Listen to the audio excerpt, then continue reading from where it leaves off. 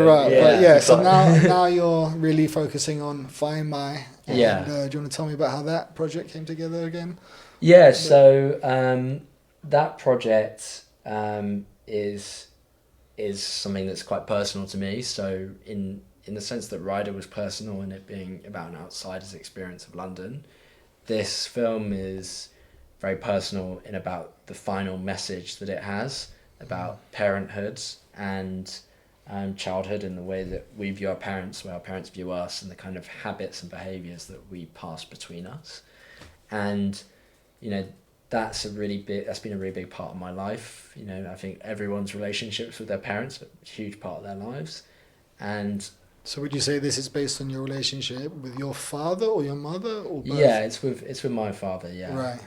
And it's based on it, but it's repackaged in a very modern like storyline. Yeah. Like as much as it's about those themes, like you always want the story to feel not so heavy-handed, and Sure. it's about this young dad who has his phone stolen when he's out on a play date with his son, so it's very contemporary. Sure. And and also he's this kind of fading movie star, even though he's 30. He had success in his teens as kind of a big teen actor, and he's already on the decline, and he's like struggling with his ideas of masculinity, how he fits into like the modern social media landscape and the kind of casting landscape that exists.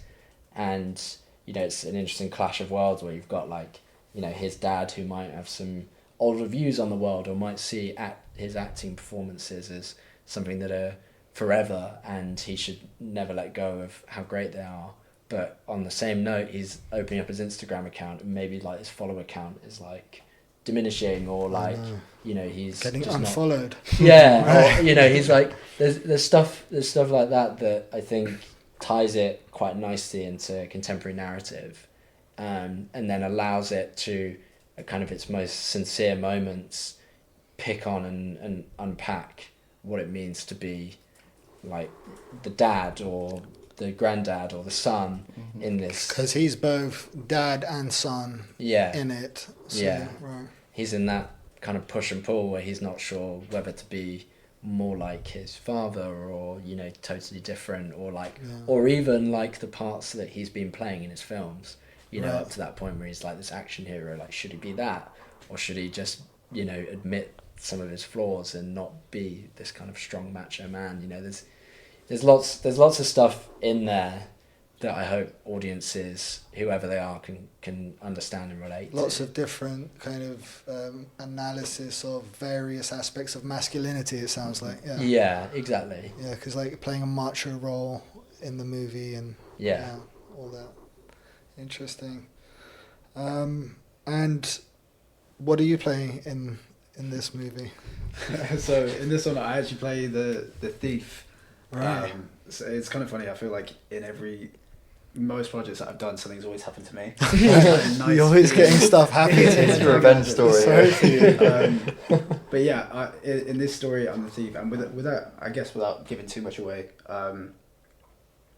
it's only like a brief scene within the film, but it's quite an important one, and I think it's one that has a lot of subtext in, and it's kind of like one of the main catalysts that kind of drives the main character to kind of rethink his whole stance on, his approach to fatherhood and who he deems himself as, like whether he's trying to portray who he was in the movies, or like this idea of he's called Milo, so like this idea of like who everyone perceives him as or knows him as, compared to like being more authentic and kind of present in the moment with him and his son. Yeah. That's interesting, because when you're playing a part all the time in a movie, then people get to know you as that. Yeah. And then you have to have your own personality outside. Yeah. And like, do you ever experience that as an actor, that you're like sort of putting on other people's skin, other people's roles, and then you're having to switch back into your normal everyday life? I think it's quite natural sometimes that people will, if that's the only thing people know you for, they might have like a preconceived idea of who you are. But like, does the personality of who you're acting ever start to bleed into who you are in real life, and vice versa? I don't think so. I think I'm always like aware that I'm acting at the same time. You can I'm switch not it sure on if that and sounds off. bad or not. Yeah. But I think I could definitely. I think I'm fortunate enough to be able to like switch off or not always be. In terms of like my process or whatever, it's always like a case by case situation, Sure. and it's to do with the material rather than like, you know, some people might draw on their own personal life experiences and stuff like that. But I think I'm kind of fortunate enough to be able to just separate from that and not. So you just go into their in. story. Yeah, Right, I think right. so, and just always being aware of like the overall project and like what we're serving, what we're trying to do here, rather than, I don't know, feeling like you are that character in that sense. Yeah.